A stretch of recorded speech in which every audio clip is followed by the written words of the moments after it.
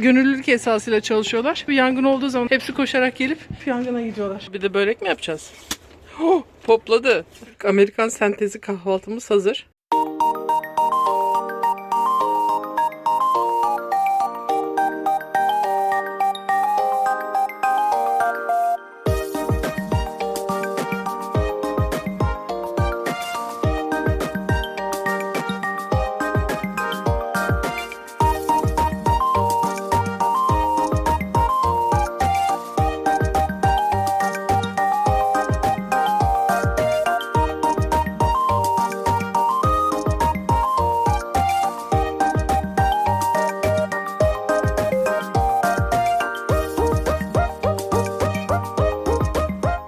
Şu anda Russian Gulch State Park'tayız. Buranın tarihiyle ilgili şu anda hiçbir şey okumadım. Russian Gulch State Park adını Alaska ve Fort Ross gibi yerleşimlerden güneye inerek Kaliforniya kıyılarında faaliyet gösteren Rus kökenli balıkçılar ve kürk avcılarından alır. İngilizce'de Gulch, vadi, dere yatağı anlamına gelir. Yani isim Rusların kullandığı vadi anlamına gelir. Görüntüsü çok güzel. Çevireyim, siz de bakın. Beach burası.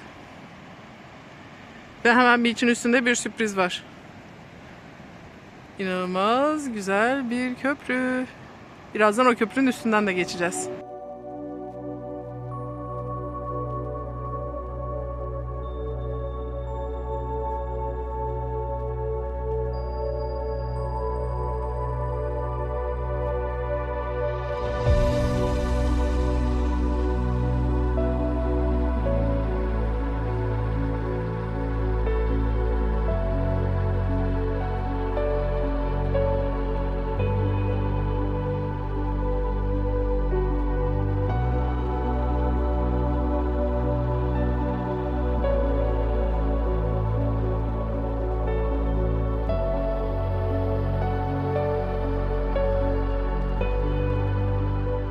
Birkaç saat önce gittiğimiz fener karşıda. Arada bir ışıklarını yolluyor buraya. Hop. Mendocino Arch. Çok güzel. Mendocino State Park'tayız şu anda.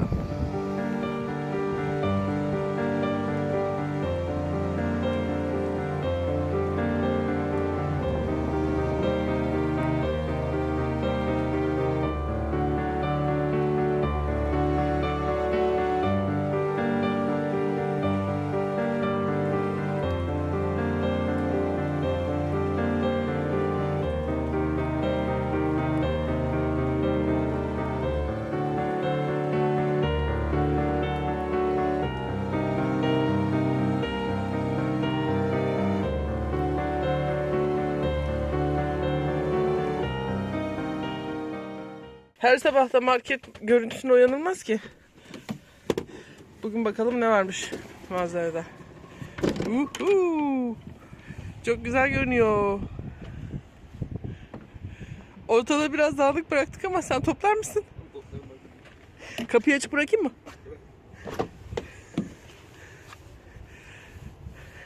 Burası böyle tarihi bir kasaba. Bu evlerin hepsi restore edilmiş. İşte kimi ev olarak kullanılıyor, kimi iş yerleri olarak kullanılıyor. Ama kırmızı çizgileri bu çit. Bu çitin bu tarafı doğal hayat. Vahşi hayata ait dokunmayın diye yazıyorlar. Neyse o olduğu gibi bırakılmış. Ama burada böyle güzel bir butik de var.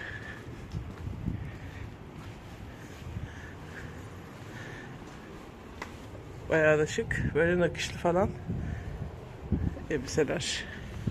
Şöyle biraz yürüyelim bakalım neler varmış daha.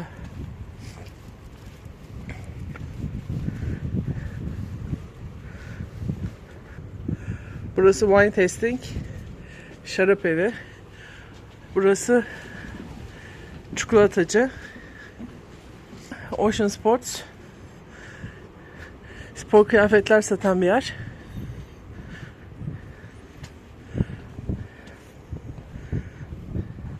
Sabah güneş içerideki nemi camlara yapıştırmış. Burası da butik. Burası ne bilmiyorum. Komşunuzu sevin. Siyah, kahverengi, beyaz, kızılderili, göçmen, engelli, dindar, fark etmez, LGBT. Hepsi de insanlar diyor. Aa şu heykel çok güzelmiş. Gel bakalım Sherlock.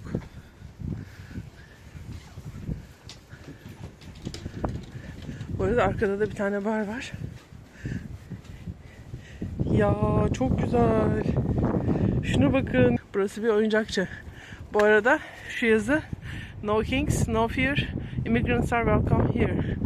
King, kral Trump için, ICE meşhur o polisleri için korkmayın.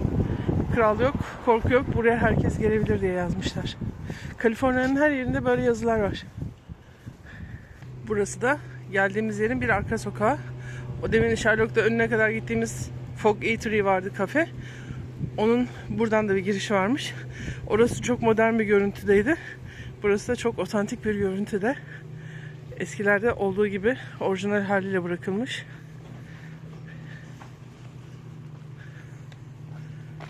Evlerin arka tarafları orijinal halleriyle bırakılmış. Hepsinin arkasında küçük birer depo gibi kullandıkları yer varmış.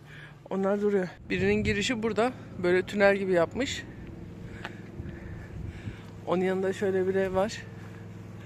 Yukarıda seyir terası. Belki de su kulesini mi seyir terasına çevirdi bilmiyorum. Kiralıkmış burası. House for rent yazmışlar. Şurada değişik böyle bir kule var. Burada böyle bir Jams and Preserves, reçel ve benzeri şeyler satıyor. Çok da tatlı yapmış. Şirin bir dükkan. Burası o demin çöpleri toplayan adam. İşte burada. Hi, good morning.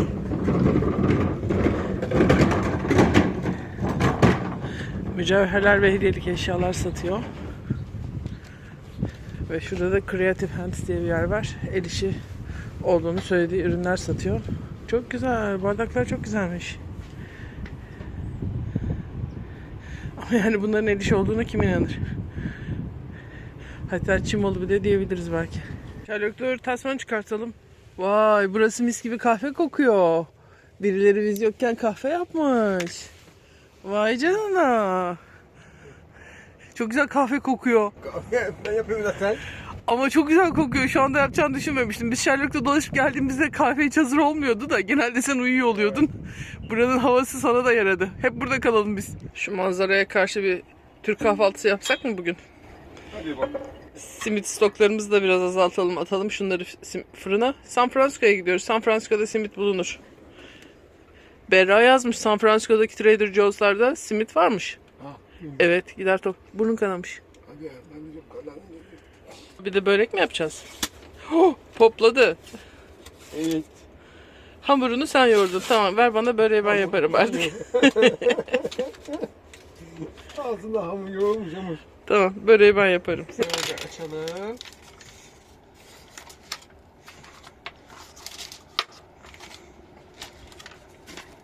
Bunlar zaten hemen hazırlar. Hamur böyle çizgilerinden kesik, hop diye ayrılıyor. Ya burada kadınların işi çok kolay. Çizgilerinden ayrılabiliyor. Ama hop demedi. Hop diye ayrılıyor. Burada kadınların işi çok kolay ya. Hamuru poplat. Onu ben patlatıyorum ki. Evet, onu sen poplatıyorsun. Şöyle. İşte hepsi hazır. Üstüne bir şey bile sürmeye gerek yok. Böylece direkt fırına vereceğiz şimdi. Fırından çıkınca görüşürüz. Dumanlar üstünde tutan simit. Simitçiye. Simidiye taziye. Dumanlar üstünde tutuyor. Var mı simit isteyen sıcak sıcak? Şurada karşıda dumanlar var. Sis mi, duman mı, yangın mı var, yoksa Redwood ormanları kendilerine sis mi çekiyorlar, çözemedik. Zaten birazdan eğer itfaiyeler giderse anlayacağız ki yangın, inşallah yangın değildir, sadece sistir o. Bu güzelim ormanlara bir şey olmasın. Türk-Amerikan sentezi kahvaltımız hazır. Amerikan hamuruyla içine peynir koyularak yapılmış çöreklerimiz. Türk simidi, içi dolgulu zeytinimiz, Amerikan eti, sour cream, birazcık süzme peyniri andıran bir tadı var. Biz sabahları ekmeğimize sürerek yemeyi seviyoruz. Ve devasa bir bal. Ve çay yerine de Amerikan sentez dedik ya, kahve. Afiyet olsun. Ya ne çok konuştun uyandırdım diye ya. Baksana. Bak, gün doğumu ne kadar güzel. Baksana şuna. Renklere bak. Çok güzel. Gel de buradan bak. Oo. Şu taraftan bakınca kayaların orada bir tane kanal, tünel gibi bir yer görmüştüm. Burada da o tünelin tepesinde bir delik varmış meğerse. Su bunun altından geçiyor. Hani buradan yüzerseniz veya kanayla geçerseniz yukarıda ışığı görebiliyorsunuz. Sonra da buradan devam edip şöyle bir okyanus açılımı yapabiliyorsunuz.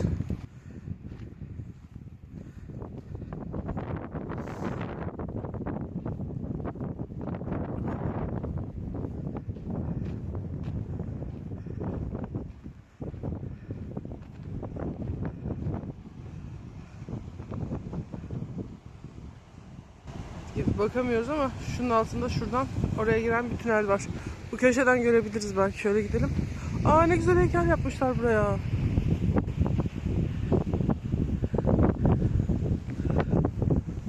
Gerçi yağmurdan duramamış ya da hava şartlarından ama çok güzelmiş. Orada adamın bir tanesi köpeğiyle dikiliyor. Biz de gidelim mi oraya Sherlock? Balık tutuyormuş.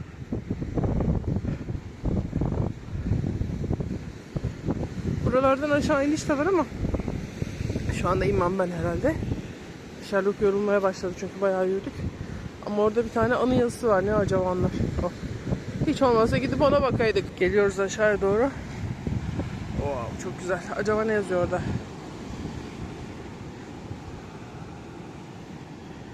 Ey Allah'ım. İnsanlar kazıyorlar ya isimlerini bir yerlere. Bunlar da metal plaka yapıp kaymışlar. Bakın. John ve Erin burada sevgili olmuşlar. 1995'ten Forever'a. 30 sene geçmiş. Acaba gerçekten öyle midir hala? Yalnız o noktada balık çok galiba. 2 kişi var. Köpekleri var yanlarında. Ve arkada da 4 tane daha olta görüyorum takmışlar. Bir tane havuz yapmışlar böyle. İçinden fokurduyor kendi. Size Mendocino'nun su kuleleriyle ünlü olduğunu söylemiştim. Mendocino su kuleleri 1800'lerin sonlarında yangın ve su ihtiyacını karşılamak için inşa edilmiş pratik yapılardır. Bugün restore edilerek Mendocino'nun tarihi dokusunu yansıtan en ilginç simgelerden biri haline gelmiş durumdalar. Sonunda Hollywood'a dışarı çıkartmayı başardık. Minyatür müze yapmışlar Mendocino için. Şöyle tepeden baktığımızda biraz parlıyor gerçi ama su depolarını rahatlıkla görebiliyoruz.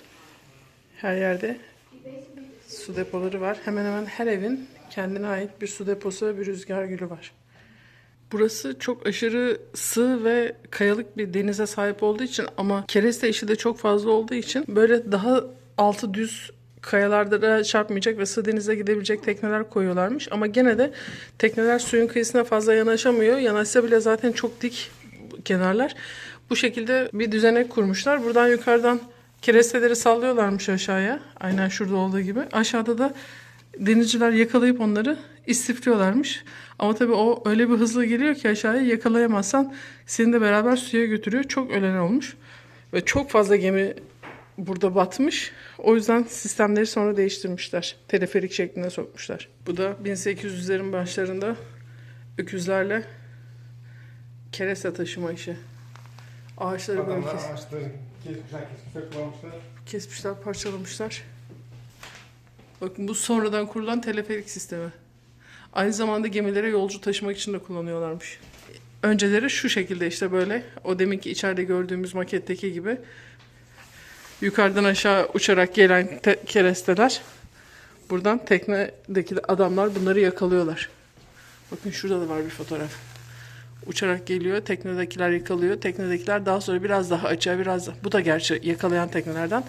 Bu ufaklar daha sonra daha büyük teknelere onları götürüp teslim ediyorlarmış.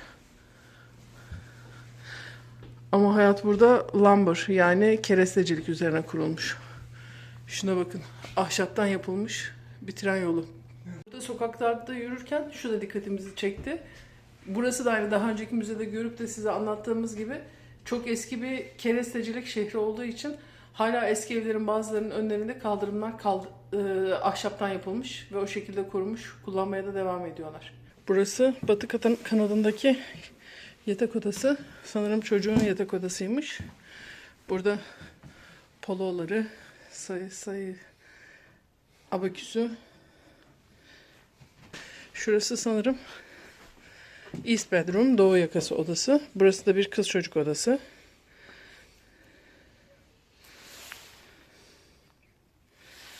Oyuncaklar. Küçük bir yatak böyle daha küçük bir çocuk için. Ve o zamandan kalma kıyafetler, uzun paçalı elbiseler, el eşyalar, elle işlenmiş iş çamaşırları. Şurada bir ebeveyn yatak odası var. Daha büyük. Sabah kalktığında elini yüzünü yıkama yeri, yakalıkları.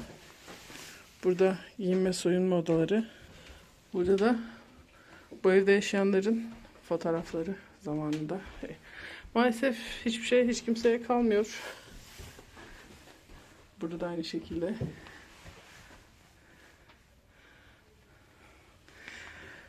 O yüzden gezmenize, tozmanıza bakın. O benim olsun, bu benim olsun derdine düşmeyin. Siz öldükten sonra hiç kimseye hiçbir şey kalmayacak. Burada böyle bir kocaman salon var. Çok büyükmüş, ilk defa bu kadar büyük bir salon gördük. Burası mutfağın olduğu yer.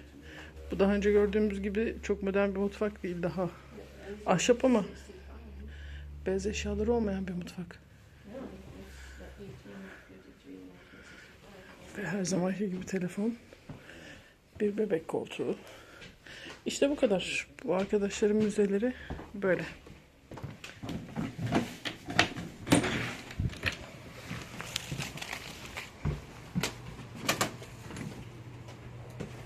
Bu su depoların olayı şuymuş. Aşağıda kuyu var. Su deposu yukarıda. Burada şu anda kalmamış ama her birinin yanında bir tane rüzgar gülü oluyormuş. Rüzgar gülü döndükçe sağladığı enerjiyle suyu yukarıya pompalıyor. Yukarıdan da evlere, her evin kendisine daha basınçlı su iniyormuş. Yani Türkiye'deki gibi aslında her evin kendi kuyusu var. Sadece tek fark bunlar yukarıya rüzgar gücüyle çıkartıyorlar suyu ve yukarıdan aşağı basınçla iniyor. Eski bir bina ve kaldırımları.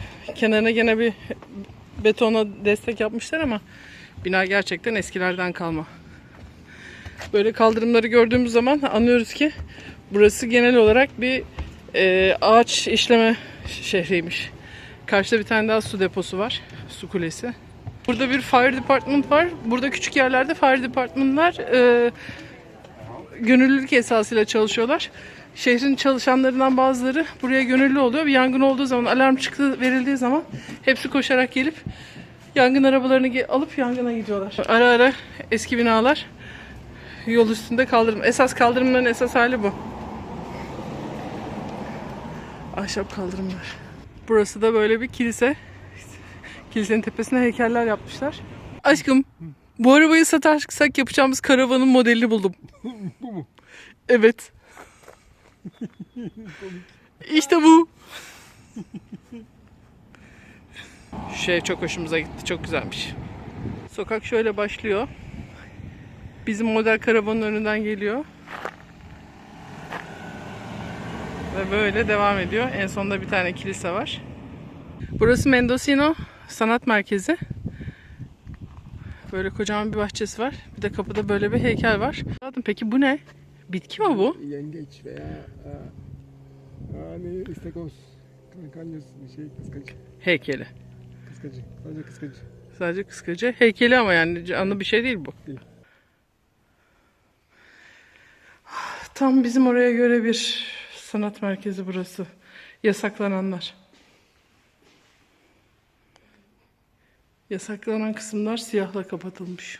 Bunlar da stüdyoları. Herkesin kendine ait bir stüdyosu var. İçeride çalışıyorlar.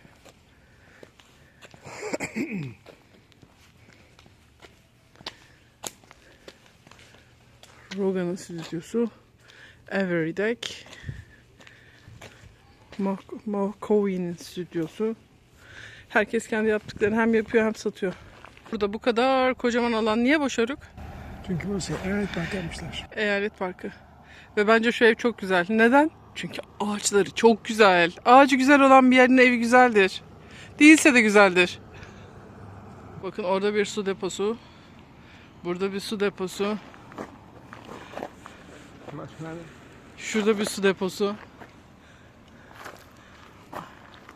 Hemen arkamızda şurada bir su deposu. Bu biraz alçakmış. Arada bir tane daha vardı. Yani Haluk'cum kısacası her evin hemen hemen her evin bir su deposu varmış burada. Su deposu lazım. Su deposu lazım. Iskara falan yapmışlar. Alt basamaklarını çıkartmışlar tırmanın. Aa, hummingbird. Hem de videoya aldım. Hummingbird. Çok tatlı. Şansa bak. Belki çıkar. Bak orada. Çok hoş. Gitti. Buradaki arkadaşlara çok su lazımmış galiba. 2 tane kocaman depo yapmışlar. Kuleyi de çıkartmamışlar. Ön taraf otele benziyor zaten. Burası eski bir yer. Buraya masajcı yapmışlar. Şurada bir tane kule var gene. Ve esasında eskiden o kulelerin her birinde bu rüzgar güllerinden varmış. Bu rüzgar gülleri döndükçe suyu yukarı çekiyorlarmış. O depoları dolduruyorlarmış. Depodan aşağıda güçlü olarak iniyormuş tekrar su. Etme bu kas katı şeylerin içine. Yumuşaman lazım biraz. Böyle olmaz. Böyle yaşanmaz. Biraz kendine gelmelisin artık. Olmaz böyle.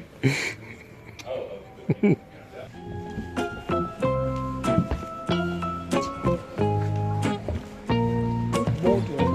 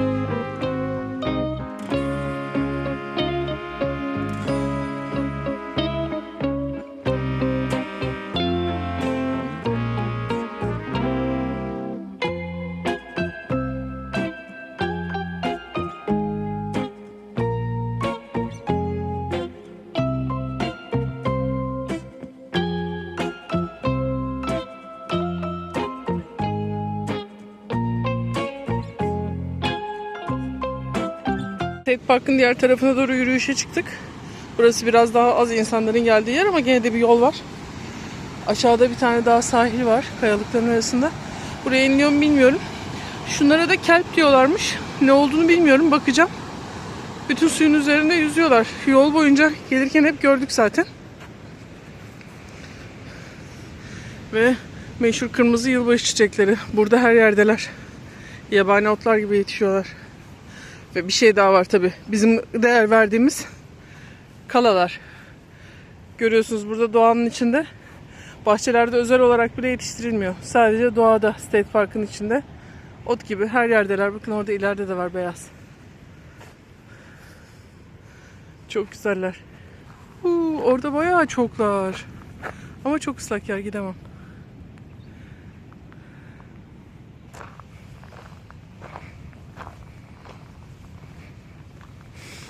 Aa, bunlar kokuyor da. Çok güzel kokuları geldi şimdi.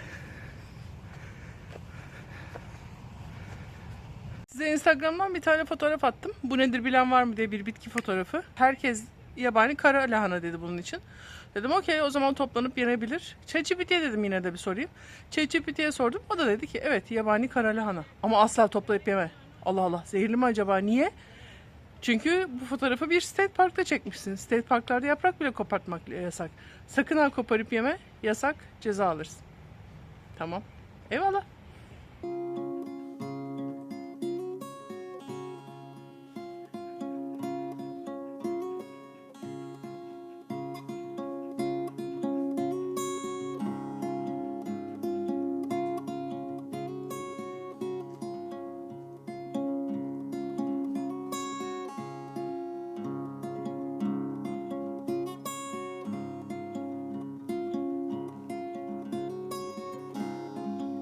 Yolda bir State Park'a uğradık. Sıcak duşlar varmış. $1 5 dakikası. Haluk'la duş aldık. Şimdi de yola devam ederken arada bir vadi gördük. Nehir ağzı. Navarro Beach diye geçiyor burası. Hadi dedik girelim bakalım nasılmış. Hem de bizim kum köpeği birazcık koştursun buralarda. Şöyle bir alan, kocaman okyanusa açılıyor. Şu yoldan geldik biz, virajlı bir yoldu. Burası nehir ağzı. Şuraya kamp alanı yapmışlar. Küçük state park burası gene. Ama su, elektrik hiçbir imkan vermemişler. Sadece işte 5-6 tane araba durabilecek yer. Fiyatlarını bilmiyorum, ücretli. Haluk bize kahve yapacak. Biz de Sherlock'la dolaşıp bak gidiyor hemen. Denize doğru gidelim. Sherlock'la dolaşıp geri gidip kahvemizi içeceğiz.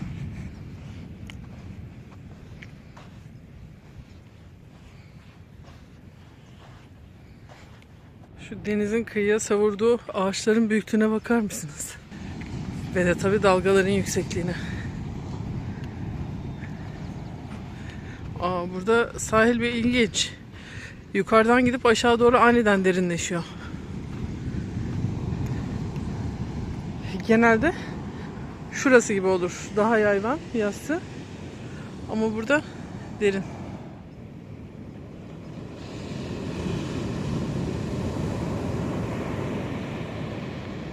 Ya bunlar proje falan değil. Buralarda insanlar sanırım hani bizim oralarda bir taşları üst üste koyma olayı vardır ya. Burada da böyle hazır tahtaları bulmuşken kendilerine tahtalardan böyle çadırımsı şeyler yapmayı seviyorlar galiba. İş oluyor onlara. Belki bol projeleri falan oluyordur. Tepelerdeki evlerin manzaraları çok güzel. Şurada bir ev var. Hatta 2 ev var. Onların manzaraları daha bir güzel. Biri şurada. Biri de şurada. Bugün çok keyif yok. Koşturası da yok. Böyle yavaş yavaş dolaşıyor.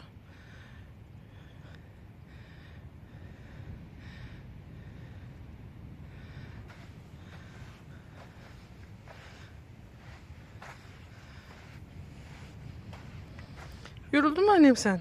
Yollar defterim, tecrübe kalemim. Bu macera bitmesin, tek dileğim. Bize çaylak ihtiyar derler. Yollarda yaşar, hayallerde gezerler. Yollar bizim evimiz, biz gideriz. Yolda giderken aniden durduğumuz bir manzara. Buranın adı ne olabilir tahmin edin. Katolik mezarlığı koyu.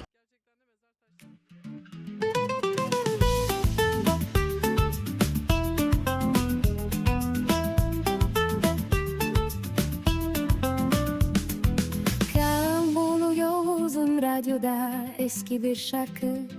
Bir köpek camdan bakıyor, sanki hayat bize gülümsüyor.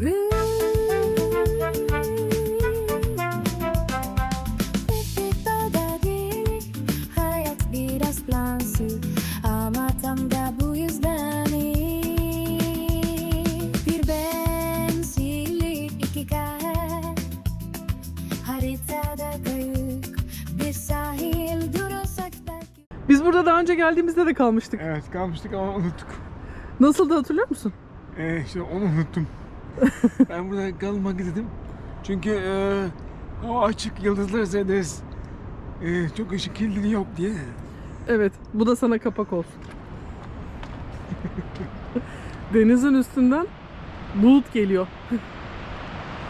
Hem de böyle bir bulut silsilesini biz bir tek Karadeniz'de yaylalarda görmüştük. İnanılır gibi değil. Deminden beri seyrediyoruz, yavaş yavaş tsunami gibi yaklaşıyor buraya. Her tarafı kaplayacak biraz sonra.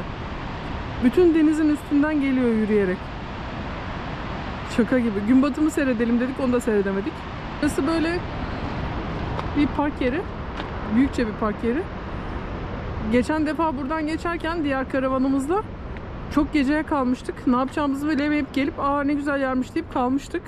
Şimdi bir tane daha karavan var. Birkaç tane karavan da geldi gittiler. Güzel bir yer burası. Ama o zaman sis içindeydi. Denizi bile görmemiştik. Çünkü geç gelmiştik. Meğerse akşamları böyle oluyormuş burası. Bu bulutlar burayı böyle sarıyorlarmış komple. Ve denizi bile göstermiyorlarmış. Herhalde her akşamın adeti, ne bileyim. Peki siz biliyor musunuz? bu bulutlarla denizin arasında 1 metre kadar bir boşluk olduğunu ve gemicilerin eğer böyle bir sis içinde kaldılarsa, ileriyi göremiyorlarsa o zaman kendilerini ayaklarından aşağıya sarkıtıp aşağıdan ileride ne var diye baktıklarını, tabii eski zamanlarda, şimdi artık radarlar var da